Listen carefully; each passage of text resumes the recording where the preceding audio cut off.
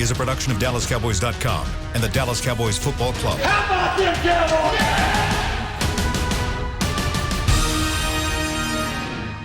This is Talkin Cowboys. Streaming live from the Dallas Cowboys World Headquarters at the Star in Frisco. Handoff, Elliott plowing to the goal line. Barry, sacked by Lawrence. Prescott keeps it, and he bangs it in for the touchdown. And now your hosts, Isaiah Stanback, Heckma Harrison, Rob Phillips, and Kyle Yeomans.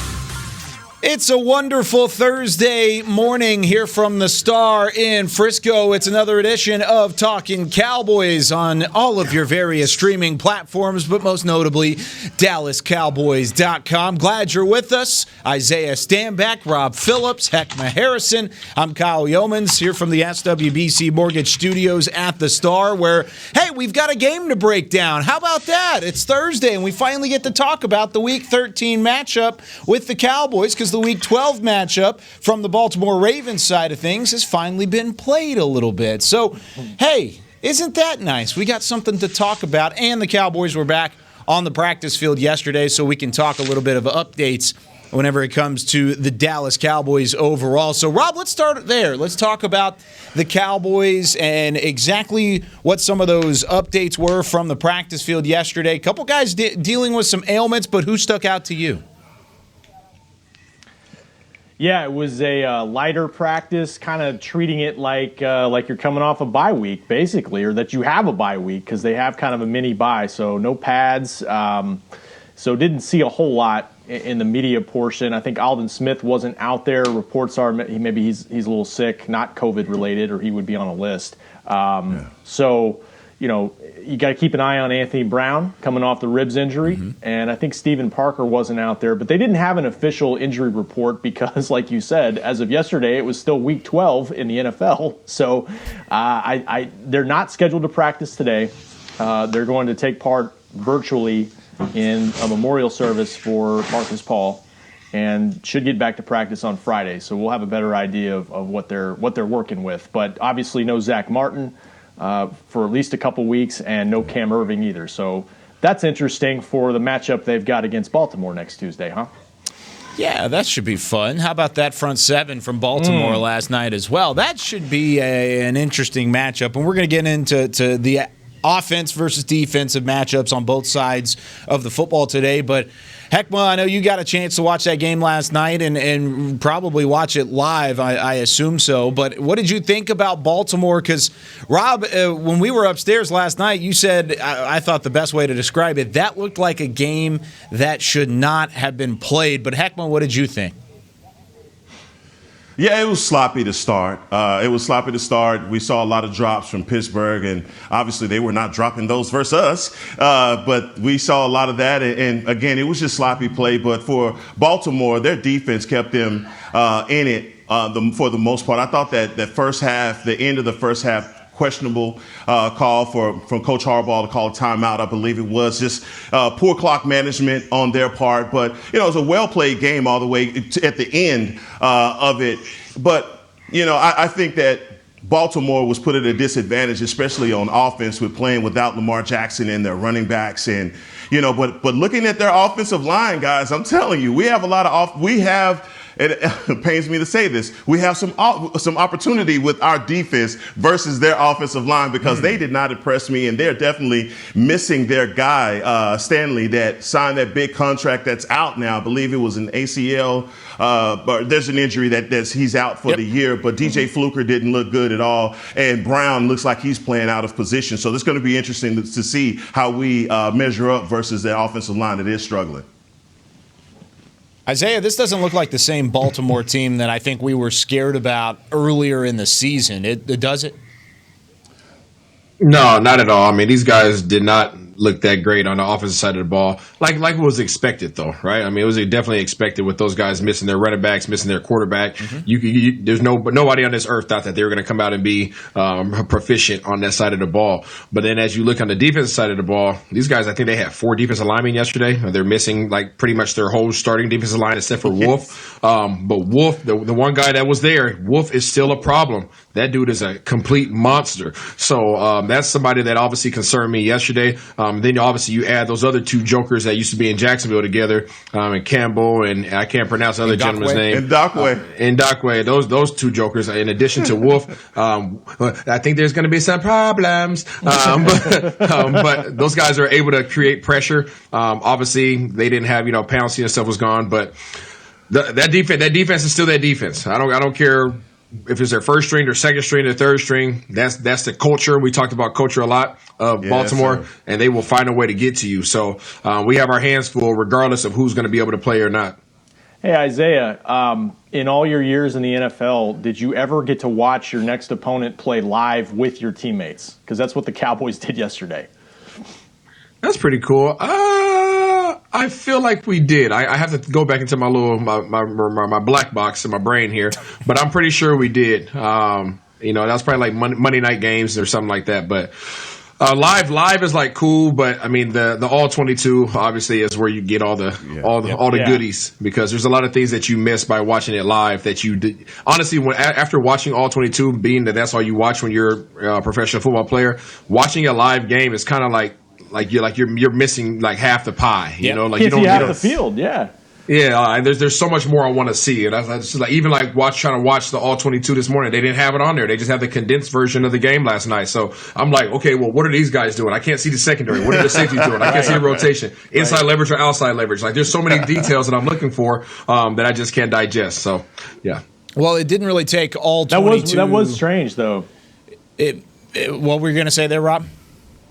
Oh, it was just strange that they had that opportunity as a team, just because Wednesday afternoon football, they got done with practice and we're hanging out together. They've got a distance because of the intensive protocols, but I think they watched it together in their position groups. So yeah, I think that game might have gave us a little bit of a false sense of confidence. So yeah, you're not wrong.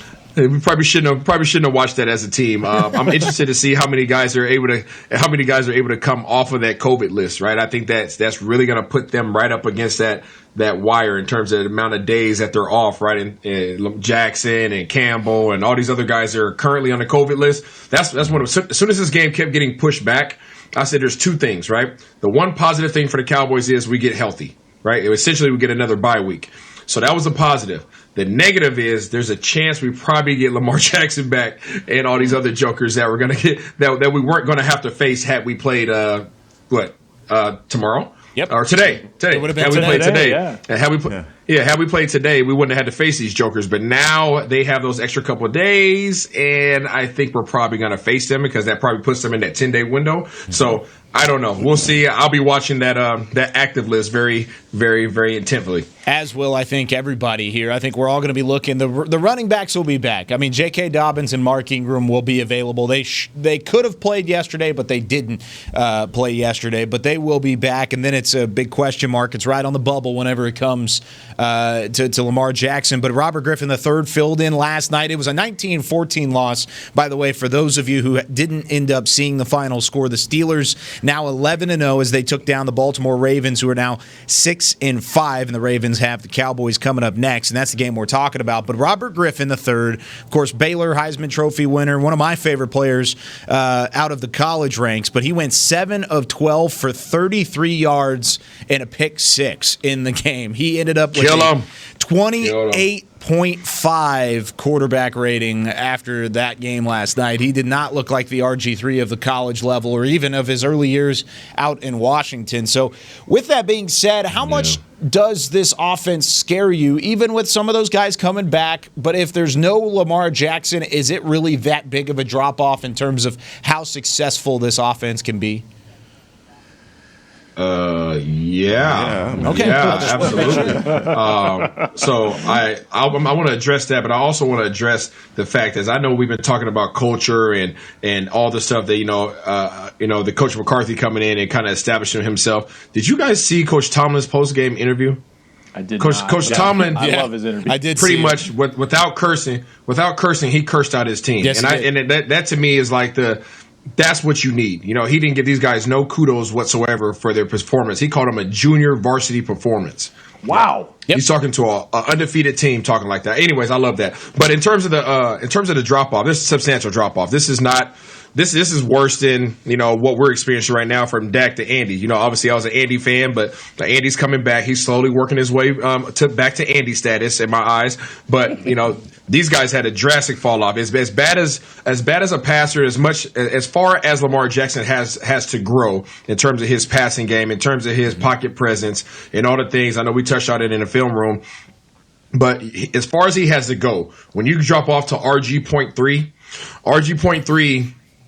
was not it, bro. That was not it. You saw a lot of the chemistry issues there, and that's how hard it is as a backup quarterback in this league. You don't get reps, and I don't think the general public understands that enough. Everybody says, "Oh, RG3, he's a veteran, he's been around." Yeah, but that means nothing when we come to snap count. That means nothing when we come to the chemistry in terms of being able to run zone option, zone reads and option routes and all that kind of stuff. Not routes, option run plays. Being able to hand the ball off or pull the ball. You guys saw that fumble on that. So there's so many things that come into it when you're the backup. But yeah, RG.3 did not perform well.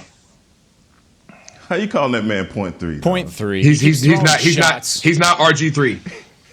Look, it was to see RG3 fall off like that or have a bad performance. I mean, I was definitely pulling for him, and especially on that quarterback sneak where he pulled up, and I thought he was going to be gone for the game, but thankfully he was able to come back. But then he went out at the end, and you thought just for a quick second that he was going to be able to conjure up some of that old RG3 magic, but he wasn't. And I think that, stop. And I think the Steelers, what they did defensively was, until they had those lapses when the third string quarterback came in, I think they were just zoning him off and keeping everything in front of him. They knew that he was going to have to make a play with his arm eventually, and it just couldn't be made. Hollywood Brown, he ended up having, I believe, 80 yards or so, but that was just he got that in one big run. Yeah, 70 and one. But the Steelers did Yeah, exactly. So they just did a really good job of zoning them off and keeping them in check. But it was, like I said, it was a sloppy played game, but RG3 did the best that he possibly could under the circumstances. And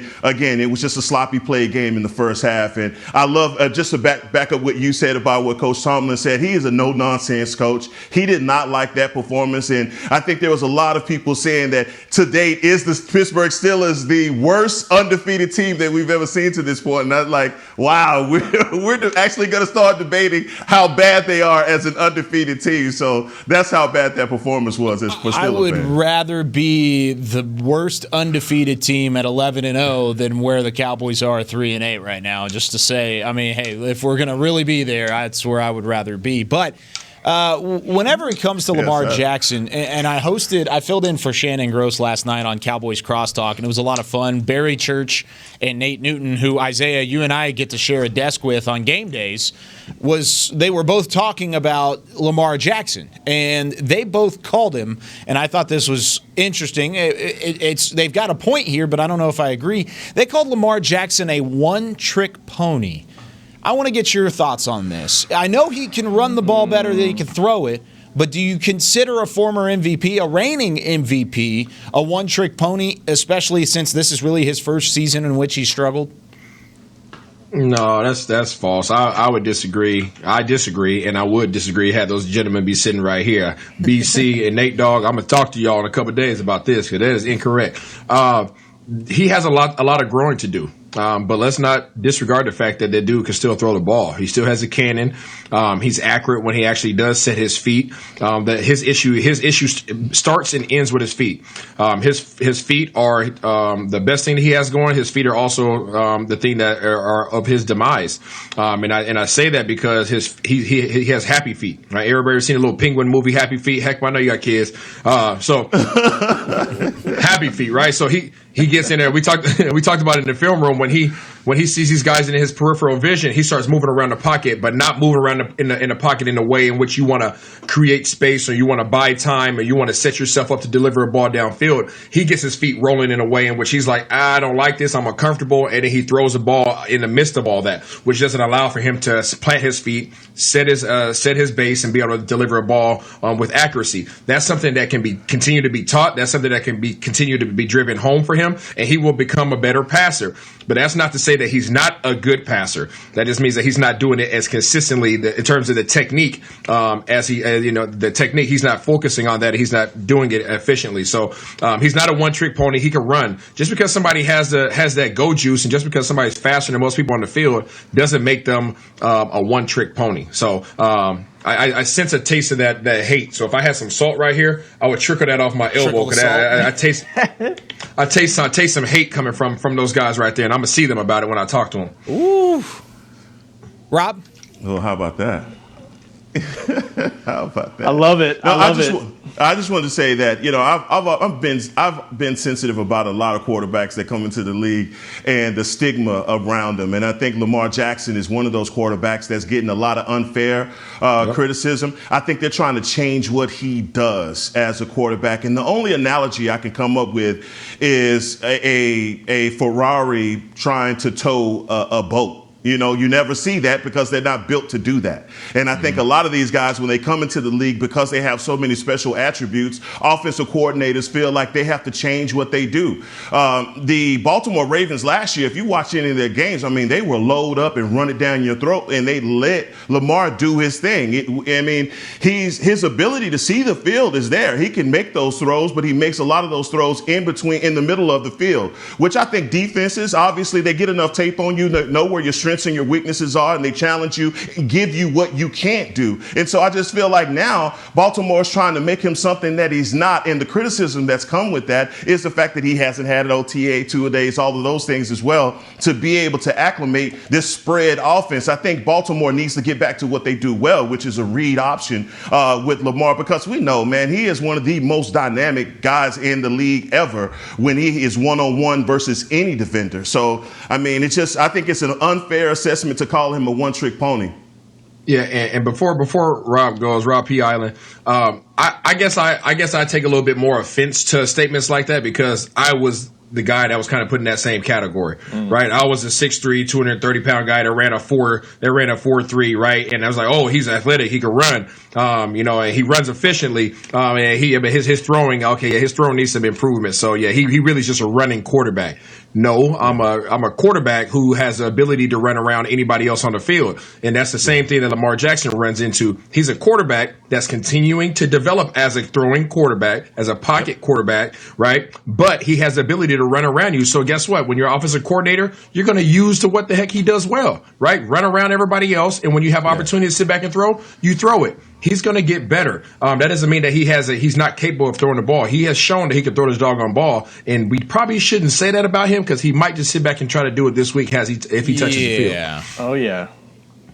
He's had to fight that perception since coming out of the draft. I remember headlines saying he said, I'm a quarterback. I'm a quarterback. And I think he's proved that. Last year, the MVP season, he had 36 touchdown passes to 6 interceptions, and he completed 66% of his passes. He can throw the ball. Like Heckma said, they ran kind of a college offense in a lot of facets last year. Yep. And I don't know that their receivers are getting the same production this year that they have. And they're still trying to find that right group and production there. And maybe that's why Dez has gotten an opportunity there. So true that. We'll see what happens with him this week, but if it's not Lamar Jackson, it might be Trace McSorley, because RG3 did leave with a hamstring injury at the end of the game. Mm-hmm. And McSorley's touchdown, that was just a mistake by Pittsburgh. Instead of just playing prevent, they tried to jump the route and gave up that long touchdown pass. But yeah, they didn't get anything going in that game, and I think they only completed passes to 3 wide receivers. So if they don't have Lamar, that's a huge problem. But they will get their running backs back in the game at the very least, and that should help. Well, they didn't have Lamar. They didn't have either one of their running backs. They also didn't have their tight end and Mark Andrews as well. So it was a hefty group. And like Heckma said earlier, they were already depleted on the offensive line. And that's been a struggle. Yes. But it's been more than COVID-19 that's been the Ravens' struggle. They've lost 4 of their last 5 games, and they're on a 3-game losing streak. So Baltimore altogether is just finding or they're hitting a rough spot after going 14-2 a year ago. But when we come back here on Talkin Cowboys presented by Geico, we're going to talk about some of those matchup problems for this Cowboys defense and how do they slow down, whether it's Lamar Jackson or Trace McSorley, how do they slow down this offense for Baltimore? Hey, look, there's the Tostitos Championship Plaza. Hey, Isaiah, our guy with the parachute is out there again that we saw. The guy back, running my with the dude. parachute. He's out there working again. He's walking on the star right now. It is a cold day here in Frisco, but there's a great view from Chris Beam in the back of the Tostitos Championship Plaza. We'll be right back on Talkin' Cowboys. There's nothing as unique as our eyes, which is why Essilor pioneers ways to make lenses as unique as you. Varilux for super sharp vision, Essential Blue for protection, and Crizal for freedom from glare. 3 cutting-edge solutions in a single unique lens. So whatever your needs, insist on Essilor. Visit your local Essilor experts and find the perfect lens for you. See more, do more, Essilor. Since 1865, Stetson hats are American-made with pride right here in Texas. And Stetson is proud to be on the field with America's team. Want to show your Texas and team pride too? You can. By purchasing your own Stetson, you can look just like how the flag guys do on field at every home game. Stetson hats, the official crown of all self-respecting Cowboys, and your favorite football team. Get yours today at shop.dallascowboys.com or at stetson.com. I'm Jay Novacek, former tight end for the Dallas Cowboys. Back in the day, I was the guy who always got the tough yards, and that's why I run with John Deere today. In fact, I have a John Deere 3025E tractor that can handle any yard work I need to do, even the tough yards way out back. So if you have 1 acre or 1,000, John Deere has the equipment that's just right for you. Visit a John Deere dealer today and run with us. We are the official tractor provider of your Dallas Cowboys. Dear, it's 1908. Don't you think we should get electricity? And stop using candles to see at night. It's just electricity lights up the room fast. It's more reliable than candles blowing out, and people seem to love it nationwide. Well, candles are... Dear, did you just run into the wall? Nope. May I have a new candle, please? Historically, switching to new technology is a no-brainer. Today, it's AT&T 5G. Fast, reliable, secure, and nationwide. Switch to AT&T 5G. It's not complicated. 5G requires compatible plan. May not be in your area. See att.com/5G for you for details. Back to Talkin' Cowboys. It's the second segment here of Talkin' Cowboys, presented by Geico. There's another look outside the Ford Center, trying to see if Parachute Man down there will run again and show off the cardio. But Parachute Man, I don't know if that's the name I should probably call him, or if I should switch it up at all. But by the way, go check out Essilor lenses. Whether you're watching from home or cheering in the stands with Essilor lenses, you'll see every exciting play. Book an appointment at your local Essilor experts and see what Essilor can do for you. See more, do more, Essilor. As always, proud sponsors of Talkin' Cowboys. What was that? So you're saying that you can see the gentleman on Tostitos Plaza because of your Essilor? Yes, exactly. That's He right. is very small on the screen whenever he's up there. Your so vision. It is kind of like tough. Essilor got you right. So, with that being said, now that we've talked about that, we're in the second segment. And Chris, by the way, could you mute your mic, my friend? No, you're good. So now I can hear everybody else. There we go. So, sorry, I couldn't hear anything you guys said from that point on. Anyways, with that being said, and now that we're back on top of things, let's preview this Ravens offense and the Cowboys defense. The Cowboys defense, of course, seeing some uptick really from the Philadelphia game, but struggling a little bit last week, at least in the fourth quarter, finishing a game against the Washington football team. But we just talked about the quarterback situation for the Ravens, and we talked about the running game for the Ravens and how they can vertically challenge you with guys like Mark Ingram and J.K. Dobbins, who should be available come Tuesday afternoon. But, Heckma, whenever it comes to this Cowboys defense, what part and what unit needs to step up the majority or more whenever Tuesday comes around and you play the Ravens? You guys are not going to like the answer, but our linebackers, our linebackers are going to have to play much better. And it's going to come down to Jalen Smith. He's going to have to play better. He's going to have to fill those holes because Ingram is going to challenge these guys interiorly. in the interior. And J.K. Dobbins presents the same problem that we had last week with Gibson and the other guy. I can't think of his name from the football team, but they do a really good thunder and lightning tandem themselves. And so, our linebacker play is going to have to be there. Obviously, our front guys, I'm looking for Tank Lawrence and also Aldon Smith and Randy Gregory to have a good showing in this game because of how we talked about the guys that are playing out of position for the Baltimore Ravens. But look, it's just going to come down to all of those things. They don't pass very well right now. They haven't gotten that rhythm going in Greg Roman's offense with Hollywood Brown, but you know that they're going to take their shots. And they just, special teams wise, because Harbaugh that's his specialty is special teams. So it's going to be really interesting how we match up with these guys on a lot of levels. But when you talk about offensively, what our defense has to do, our defense it's going to be our linebackers that's going to have to play out of their minds.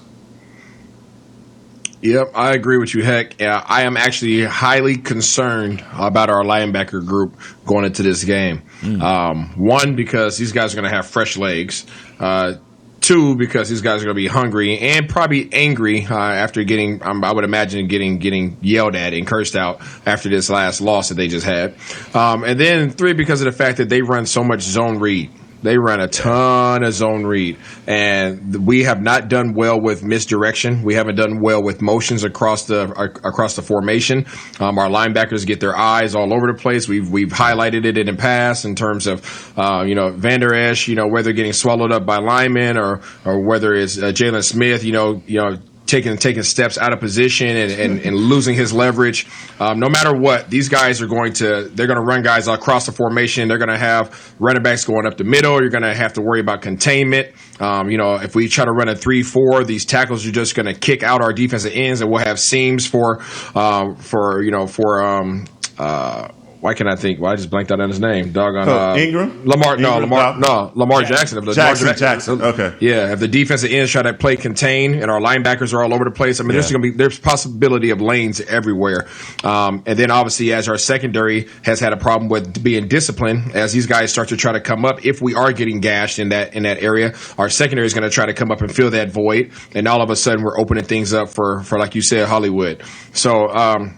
I'm nervous. I'm nervous and I'm worried. And and then you throw on top of the fact that somebody's having their payback game by the name of Desmond Bryant. Boy. He might be playing with a little bit more tenacity, a little bit more diligence this week because he's going to be looking forward to paying this organization back. You guys said it. I don't have much to add to that. It's the whole front seven that's got to be ready for a top quarterback, and let's just operate under the premise that it's going to be Lamar Jackson. Yep. They've had a lot of trouble with guys that can get outside the pocket and beat you a bunch of different ways. And just think about Kyler Murray trying to contain him. Lamar Jackson can take off. Man. I mean, and just find that seam like you guys said, and it's about edge protection up front as much as it is the linebackers too.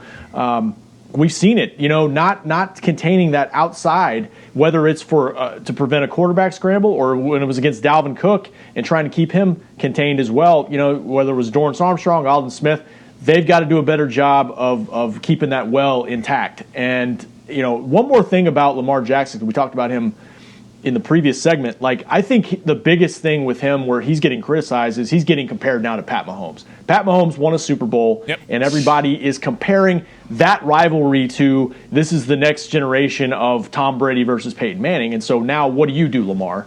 But he's a different kind of quarterback. He brings a totally different dimension, which is really dangerous, and that's what the Cowboys are going to have to get ready for.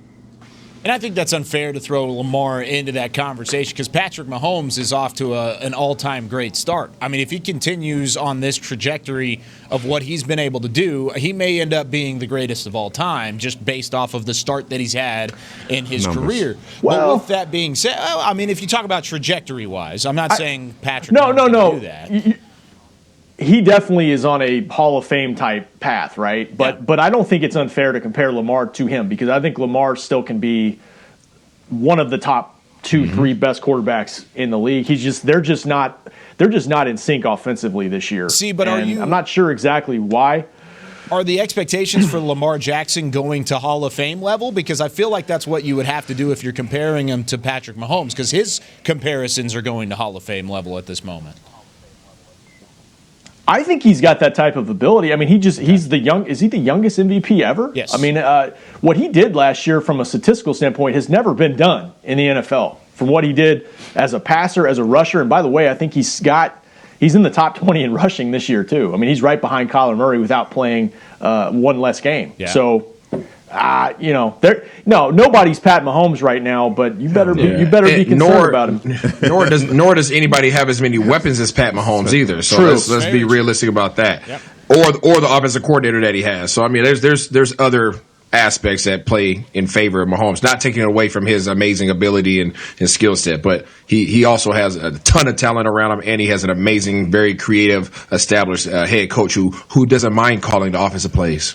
Don't fool yourself. I mean, no, Lamar Jackson. If you remember Michael Vick in his prime, Lamar Jackson is a bigger version of that, yep, and maybe just maybe has a better arm. I mean, and people didn't give Vic the credit that he could from that left-handed just flick throw that he could throw 80 yards. But still, I just think that this kid has an immense ability. The talent that he has is crazy, and his ability to stretch the field. We were talking about Russell Wilson and spying Russell Wilson, and then when it got to the Cardinals, I can't think of his name right now. Cardinals quarterback Kyler Murray. We were spying him as well. How do we approach this with Lamar Jackson? Because if you're going to spy him, let's say with Jalen Smith, and he gets on the outside, wait a minute. Who do you trust more to get the edge, Lamar or Jalen, to stop him? So I mean, it's a matchup nightmare.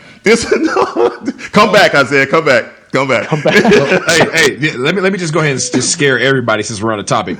Lamar Jackson is faster than Kyler Murray. Yes. Oh no. Lord. Yeah, he is. Now, okay, hold up. With this, I want to take what Heck was talking about, and I want to take where Isaiah is about to go. And I want to throw these together. I want to throw all this together. So with that all in one motion, I don't know what y'all are still laughing about, but with the milk's gone bad. Oh, God. Come on, man. Milk was a bad choice. It was a very bad choice.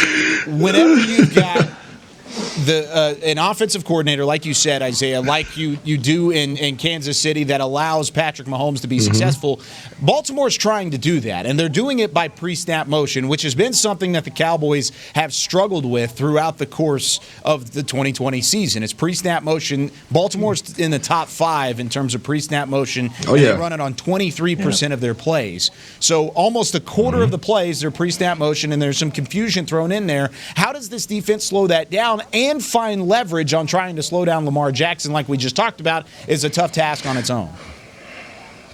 It's old school DYJ. I've said it 1,000 times. Do your job. Don't be caught off by the motion because they're motioning to somebody else's zone. That's somebody else's responsibility. I'm not going to be looking side to side. Look, coach told me to go this way. I'm going this way. And I'm going to let the defensive coordinator figure out everything else. I'm going to play the position and play the role that I'm supposed to play. And I'm not going to get myself out of that because now I'm leaving somebody else open and leaving them out to dry.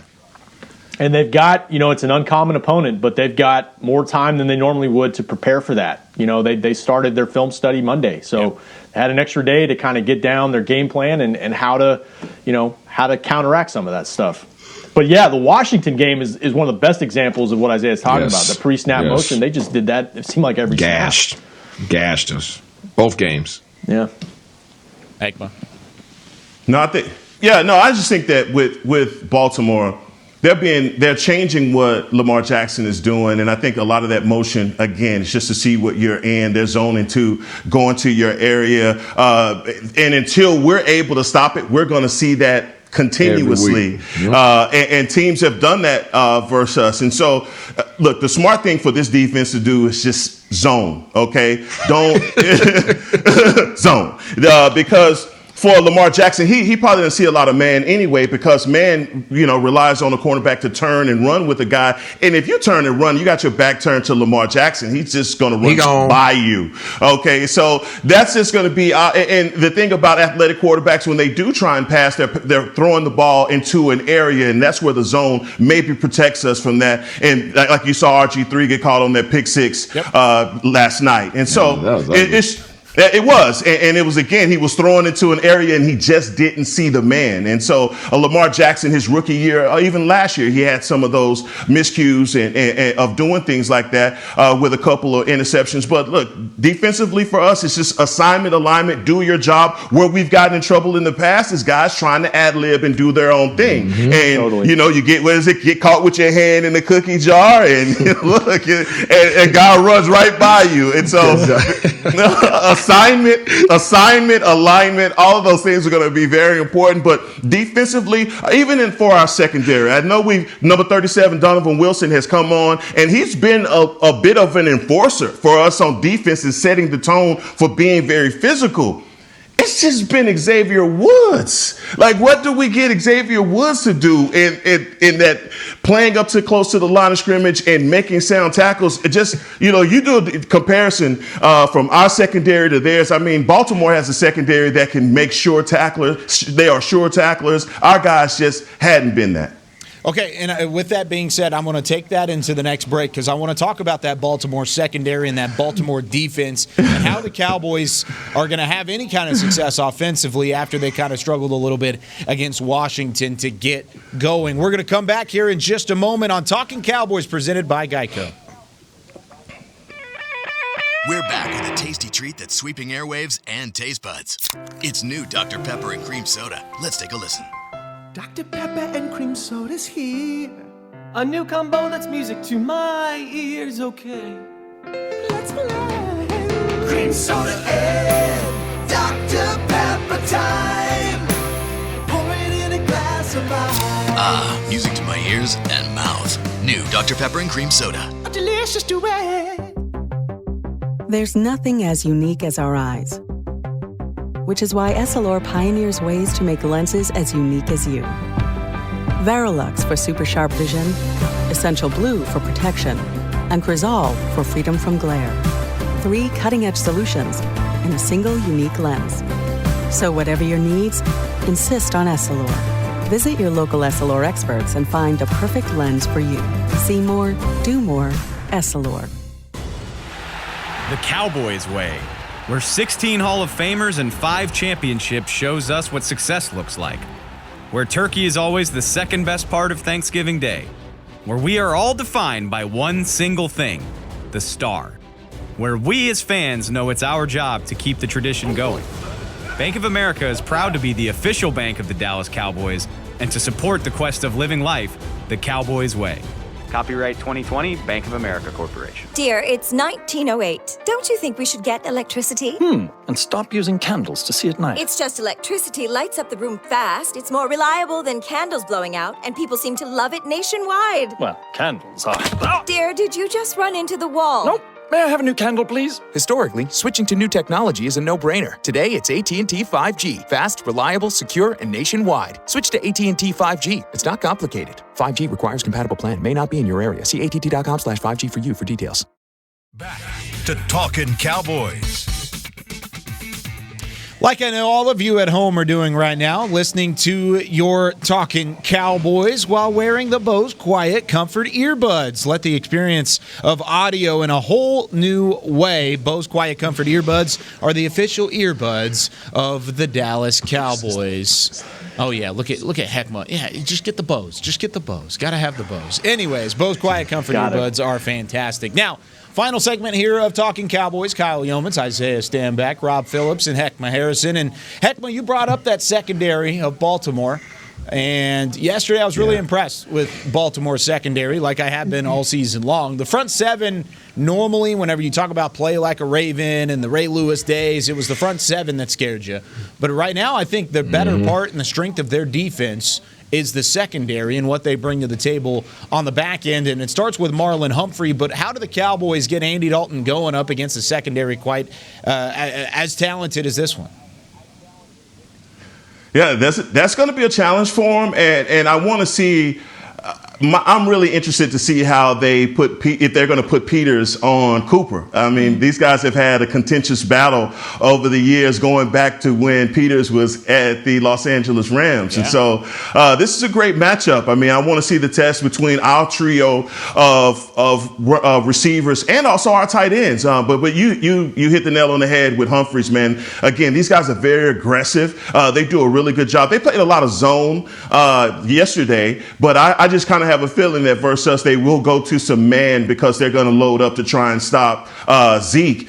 This is going to be a game that I think offensively Tony Pollard can be very effective. And what I mean is just getting out of the backfield and catching passes out of the backfield, because if they do go zone, you know that the middle of the field there's going to be an opportunity there. And so for Andy Dalton, this is a defense that he is all too familiar with. And, you know, again, we've talked about his strengths or what his strengths should be up until this point, and getting the ball out of his hands is going to be foremost. I mean, Andy Dalton has to play this game, play hot potato, right? Hot potato. Get the ball out of your hands as quick as you possibly can. Find your read. Give the offense some flow, because that's the only way that we're going to have any success against Baltimore, is if we get this offense into a rhythm. This is probably the best secondary they're going to play all year. Wow. Marcus Peters is great. Marlon Humphrey's great. Kyle, I'm more worried though about the front seven, given the state of the offensive line, because they're missing some guys, and they may get some guys back by Tuesday, but they just run some crazy stuff up front. They run stunts. They do, they blitz a lot, and they blitz from different places, and it's just beyond the personnel. It's just for the Cowboys' banged up offensive line. It's going to be about recognizing those things and keeping, like Heck said, keeping Andy upright. And for the running game, Isaiah gave me some hope in the film room, showing some things that they were able to do against Washington. Converting some short yardage plays, some combo blocks that freed Zeke some running room. But man,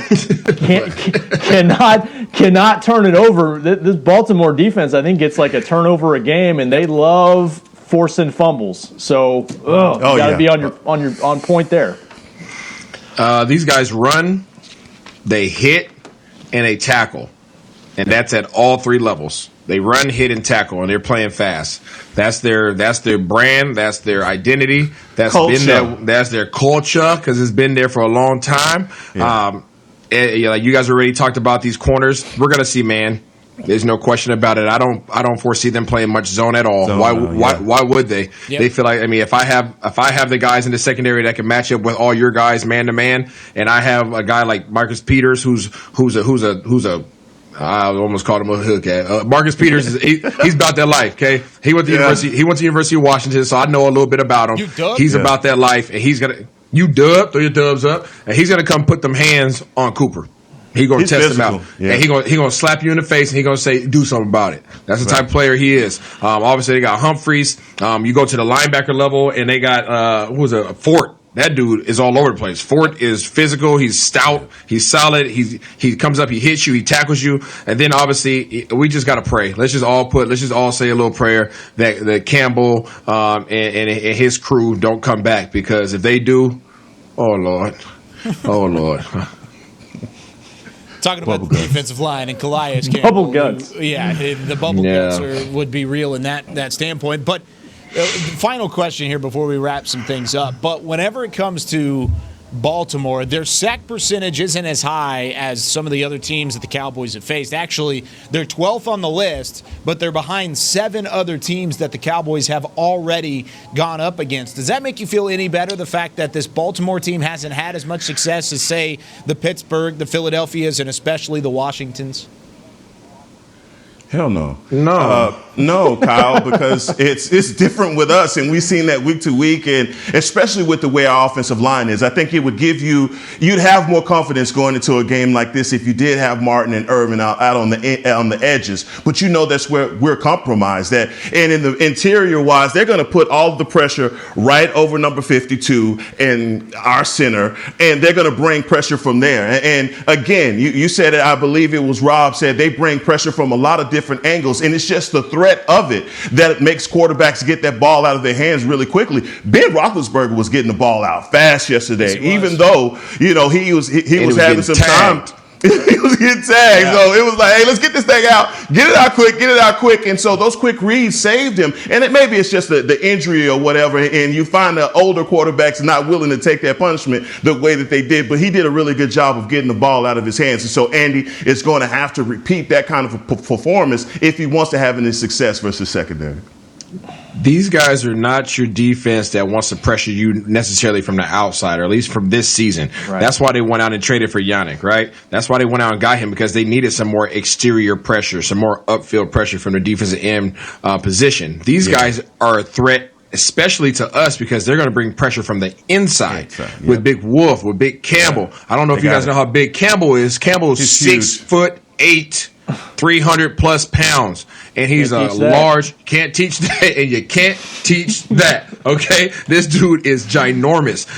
And then you have Big Wolf, who's just like a little fire hydrant, and he just bull rushes the heck out of people. So as we talk about trying to get the running game going, it's hard. And to Heckler's point, Pollard's probably a better fit for this game than Zeke, because Zeke's not really built to go outside. At least we haven't seen that this year, versus Pollard is, and that's the only place I see us gaining any leverage in the running game.